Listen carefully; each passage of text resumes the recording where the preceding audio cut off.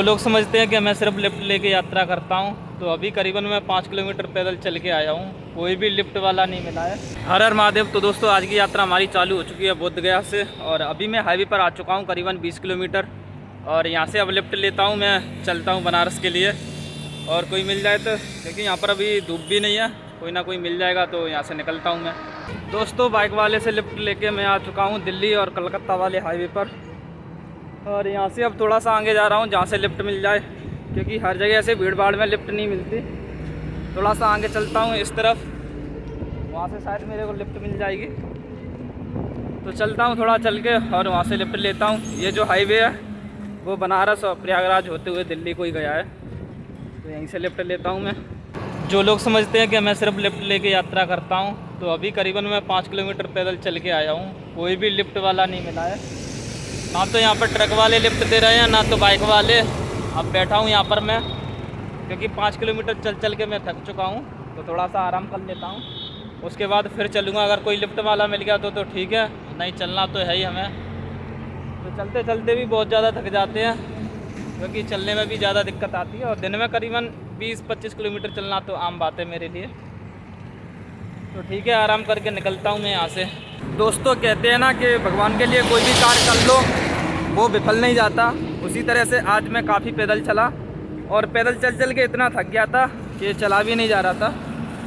उसके बाद भगवान ने ऐसा काम किया कि एक कार वाले को भेजा। अब उसने जो मुझे यात्री समझ के लिफ्ट दी, पर मैंने जब उसको बोला मैंने ऐसे ऐसे मैं यात्रा को जा रहा हूँ, तो उसने समझा और मुझे बिठा लिया। पहले तो पूछ रहा था कितना पैसा देगा बनारस तक का, फिर उसने बिठा लिया और करीबन 2 से 20 किलोमीटर की मुझे लिफ्ट मिल गई। और उसकी वजह से शाम होते हुए मैं यहाँ पर आ चुका हूँ। अब यहाँ से मंदिर की तरफ या 80 घाट की तरफ जाऊँगा, जो करीबन 80 घाट 5 किलोमीटर है और मंदिर 8 किलोमीटर दूर है। तो देखता हूँ, पहले 80 घाट चलता हूँ, क्योंकि थका हुआ हूँ। तो 80 घाट पर रुकूँगा, नहीं तो फिर देखता हूँ क्या प्लान होता है, क्योंकि चल के ही पता चलेगा। तो अभी इधर ही हूँ हाईवे पे, और यहाँ से मैं चलता हूँ और आगे मिलता हूँ आपको। 5 किलोमीटर पैदल चलने के बाद मैं पहुँचा 80 घाट। और 80 घाट पर जैसे ही मैं आया तो मैंने देखा यहाँ पर आरती हो रही है, यानी कि मैं आरती के समय पहुँचा। और यहाँ पर बहुत ही भव्य तरीके से आरती हो रही थी। जिस तरह से यहाँ की गंगा आरती फेमस है काफ़ी ज़्यादा, उसी तरह से यहाँ पर हो रही थी। और आरती को देखते ही जैसे कि मेरे चलने की जो दिक्कत थी, यानी कि जो परेशानियाँ थी, वो बिल्कुल ख़त्म हो गई थी। मैं भूल ही गया था, बस आरती हो रही थी उसमें ही मैं प्रसन्न था। बाकी काफ़ी अच्छे से यहाँ पर आरती हुई और काफ़ी अच्छे तरीक़े से मुझे काफ़ी बढ़िया लगे।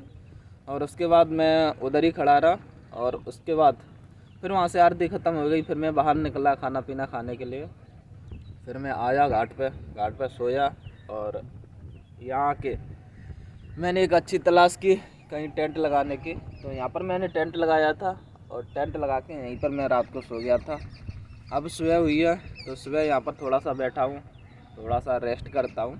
और उसके बाद यहाँ से आगे चलूँगा, जितने भी घाट हैं वो सभी देखूँगा, क्योंकि मेरे पास समय तो काफ़ी ज़्यादा रहता है। और समय के हिसाब से ही मैं सब जगह की यात्रा कर पा रहा हूँ, क्योंकि जब तक आपके पास समय नहीं होता आप भाग दौड़ करते रहोगे तो कभी भी मतलब अच्छे से एक्सप्लोर नहीं कर पाते जिन चीज़ों को आप जहाँ पर जाते हो दर्शन करने के लिए।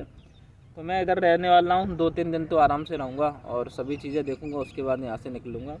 तो अभी जाऊँगा इस तरफ जहाँ पर कई सारे घाट बने हुए हैं। ये शुरुआत का घाट है, संत रविदास करके है, और इसी के बराबर में आगे जाकर बना हुआ है 80 घाट।